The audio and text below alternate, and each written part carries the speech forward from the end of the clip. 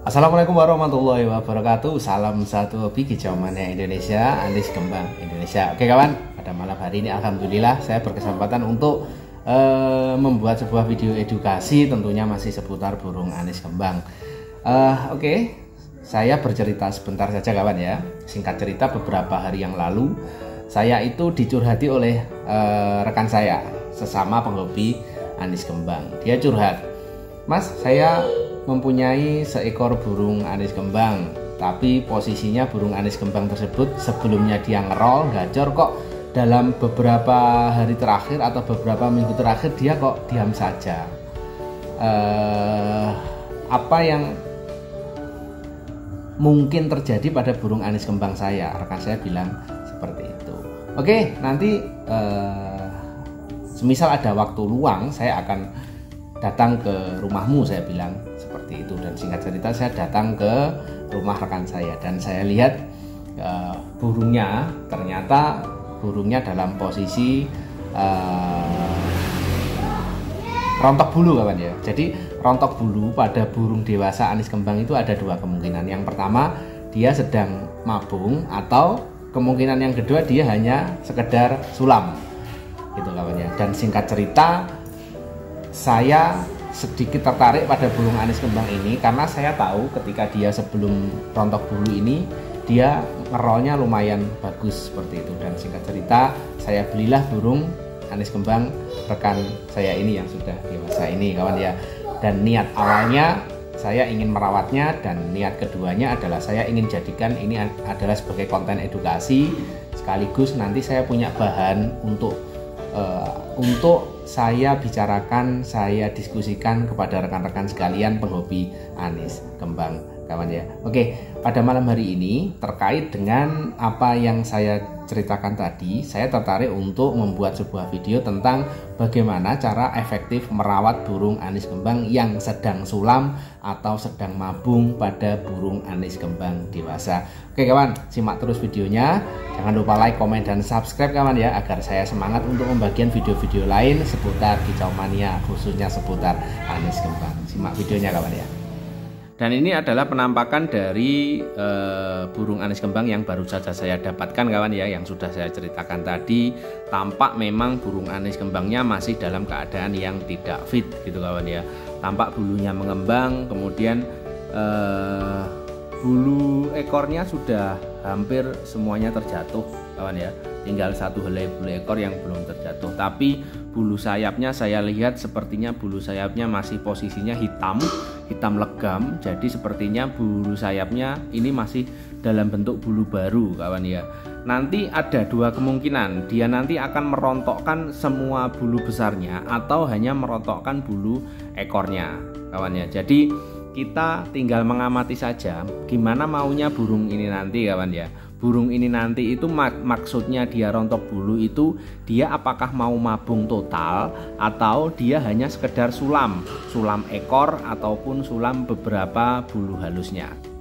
Untuk merawat burung anis kembang yang sedang rontok bulu, entah itu nanti dia mabung ataupun entah nanti dia hanya sulam, memang ada sedikit perubahan perawatan dari rawatan harian yang kita lakukan. Ketika kita mendapati burung anis kembang kita yang sebelumnya dia gacor, yang sebelumnya dia ngerol, kok tiba-tiba dia intensitas bunyinya itu berkurang, kita harus segera mengecek di bawah sangkarnya kawan ya, seperti ini.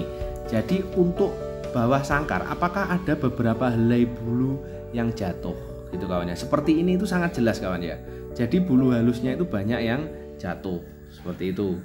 Kita sebagai perawat burung itu harus lebih tahu bahwa burung yang kita rawat itu posisinya sedang mau menjatuhkan bulu gitu kan ya. Kalau kita sudah mengetahui burung yang kita rawat sedang menjatuhkan bulu, lantas apa yang harus kita lakukan? Nah, di sini nanti akan saya bahas kawan ya. Yang pertama kawan ya, jadi burung anis kembang yang sedang menjatuhkan bulu itu posisinya dia badan dia itu sedang tidak baik-baik saja, karena merontokkan bulu itu butuh sedikit perjuangan bagi seekor burung anis kembang. Apa akibatnya? Akibatnya burung ini badannya akan sakit semua gitu, akan tampak lesu, akan tampak mengembang. Kemudian ketika dia bunyinya juga akan sangat berkurang. Gitu kawan ya. Lantas ketika kita sudah mengetahui bahwa burung anis kembang kita sedang mabung dan badannya sedang tidak baik-baik saja, kita harus membantu dia bagaimana proses rontok bulu ini nanti berjalan lancar dan berjalan secepat mungkin. Apa yang harus kita lakukan? Ini adalah poin pentingnya. Jadi yang pertama, ketika kita sudah mengetahui prinsip ketika anis kembang sedang rontok bulu badannya pasti sakit semua, berarti kita harus membantunya. Membantu dengan cara apa?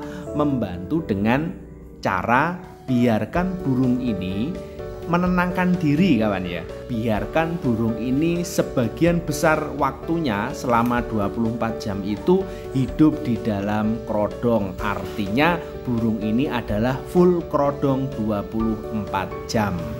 Gitu kawan ya. Jadi nanti kita membuka kerodong itu hanya ketika kita mengasih pakan, kita mengecek minuman, kita membersihkan sangkar seperti itu. Untuk selebihnya kita biarkan burung ini berada di dalam kerodong hampir 24 jam. Kenapa? Karena untuk menjatuhkan bulunya, seekor anis kembang itu membutuhkan ketenangan, membutuhkan kesunyian, dan dia membutuhkan sedikit konsentrasi untuk segera merontokkan bulunya. Kita biarkan burung ini berada di dalam kerodong hampir 24 jam. Artinya apa? Artinya adalah stop jemur, stop embun, gitu kawan ya. Hanya membuka kerodong ketika kita mau ngasih pakan, membersihkan sangkar, ngecek minuman. Selepas itu kita tutup kerodong lagi, kemudian kita cantolkan di tempat yang sunyi dan redup. Seperti itu. Tidak perlu mengutak-atik burung yang sedang mabung. Biarkan dia hidup di dalam kerodong. Gitu kan ya. Biarkan dia tidak bunyi juga tidak masalah. Justru burung yang sedang rontok bulu itu tidak boleh bunyi kawan ya. Kalau menurut saya ya, dia harus konsentrasi untuk merontokkan bulunya. Kalau dia sedang mabung kok tetap gacor, itu nanti akan berimbas pada mabung yang panjang durasinya. Bahkan ada kasus yang gagal mabung. Seperti itu. Terus lantas untuk mandinya bagaimana Pak? Kalau saya untuk mandinya tetap burung ini saya mandikan kawan ya. Cuma intensitasnya tidak terlalu sering. 1 minggu bisa saya mandikan 2 kali atau 1 minggu bisa saya mandikan 1 kali. Kenapa saya mandikan? Karena menurut rasional saya, mandi itu adalah sesuatu yang membuat burung anis kembang tersebut merasa nyaman. Dan mandi nanti akan membantu merontokkan bulu-bulu anis kembang yang mungkin masih menempel di dalam badannya gitu kan. Seperti contoh ini saya mandikan pada malam hari, mungkin kawan-kawan bisa melihat bahwa ada bulu-bulu yang ikut jatuh ketika dia mandi. Jadi fungsi mandi menurut saya selain membuat nyaman seekor burung anis kembang, mandi juga bisa membantu merontokkan untuk bulu-bulu anis kembang yang seharusnya dia sudah jatuh tapi dia masih menempel di badan anis kembang. Itu soal mandi kawan ya. Kalau untuk jemur, embun, saya sudah memvonis stop untuk burung mabung.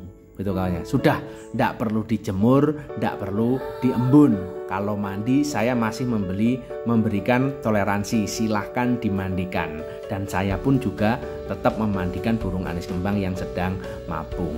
Gitu kawan ya. Terus ada pertanyaan lagi, Pak, untuk porsi extra foodingnya seperti apa Pak? Gitu.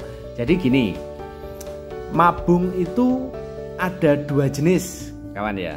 Mabung yang lancar dan mabung yang ada kendala atau gagal mabung. Saya kasih contoh burung yang ada di depan saya ini. Ini saya amati burung ini mabungnya posisinya lancar.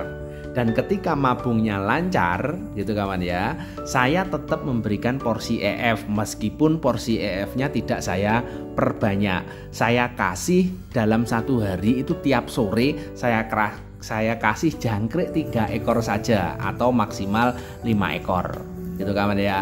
Dan sambil kita amati juga ketika burung anis kembang yang sedang mabung kita kasih jangkrik 5 ekor, katakanlah dia kok gacor, dia kok rajin ngeplong, berarti kita harus menurunkan porsi extra fooding kita, gitu kawan ya. Jadi kita turunkan menjadi 2 ekor atau bahkan 1 ekor, gitu kawan ya. Atau mungkin kalau 1 ekor tetap gacor, dikasih seling hari. Katakanlah hari ini full kerodong 24 jam, nggak usah dikasih extra fooding, kemudian besok dikasih extra fooding jangkrik 1 atau 2 ekor seperti itu. Jadi fungsi jangkrik di sini hanya untuk menjaga stamina dan kesehatan anis kembang itu sendiri, gitu kawan ya. Itu kalau burung anis kembang yang tidak gagal mabung, artinya mabungnya berjalan lancar. Lantas untuk anis kembang yang gagal mabung, pasti burung itu birahinya tinggi, gitu. Pasti emosinya juga tinggi dan sering-sering dia pasti gacor, gitu kawan ya. Maka dari itu untuk burung anis kembang yang gagal mabung, tidak meneruskan mabungnya, saya mempunyai rumus. Kita nolkan EF-nya, jadi ngasih makannya cuma fur dan air. Dan kita buka fur dan airnya atau kita ngecek fur dan airnya jangan setiap hari, tapi lakukan 3 hari sekali. Saya lakukan proses itu sampai burung itu nanti saya mendapati itu rontok bulu kawan ya. Jadi bulunya itu brul habis seperti itu, langsung habis. Nah ketika bulunya brul habis, kemudian sudah mulai tumbuh bulu jarum, artinya tumbuh bulu baru, bakal bulu baru, saya langsung melakukan genjot extra fooding secara perlahan tentunya kawan ya. Jadi saya memberikan extra foodingnya lagi ketika burung ini sudah ambrol, gitu kawan ya. Nanti biasanya ketika kita melakukan 0 extra fooding sampai burung ini nanti ambrol, burung ini nanti akan tampak lesu, tidak sehat gitu kawan ya. Akan ngembung gitu kawan burungnya. Jadi akan ngembung, lesu, tidak sehat. Biasanya juga tidak bunyi. Lah ketika dia sudah ngembung, lesu, tidak sehat, biasanya sebentar lagi dia akan merontokkan bulunya, brul gitu. Lah kalau sudah dia merontakkan bulunya, pasti nanti di belakang bulu yang rontok tersebut pasti akan muncul bulu jarum, entah itu di kepala, di leher, di sayap, di dada, seperti itu. Jadi ketika dia sudah muncul bulu jarum, baru saya lakukan genjot extra fooding, gitu kawan ya. Itu adalah pola rawatan yang saya lakukan. Kawan-kawan apabila memiliki kasus yang sama pada saat ini sedang menjumpai anis kembang kawan-kawan sedang mabung dan kawan-kawan mungkin masih bingung bagaimana cara perawatannya, bisa disimak apa yang saya sampaikan tadi kawan ya. Jadi